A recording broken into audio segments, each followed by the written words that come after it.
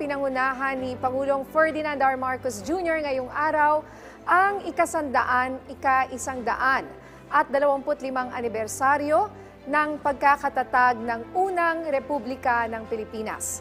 Ginanap ang aktibidad sa Barasuain Church sa Malolos, Bulacan, kung saan ang Pangulo ang nanguna sa pagwagayway ng bandila na sinundan ng wreath-laying sa bantayog ni Emilio Aguinaldo.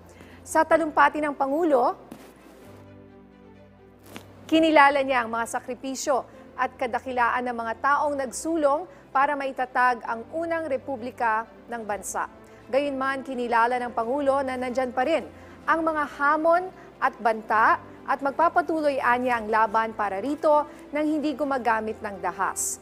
Kasabay nito ang pagtiyak ng Pangulo na magpapatuloy ang hakbang ng pamahalaan sa mga hamon sa pamamagitan ng pagbuo ng mga programa na mapapakinabangan ng publiko. Ang unang Republikang Pilipino ay kinilala bilang pinakauna sa mga constitutional republic sa Asia at nagsilbing inspirasyon para sa ibang mga sumunod na bansa.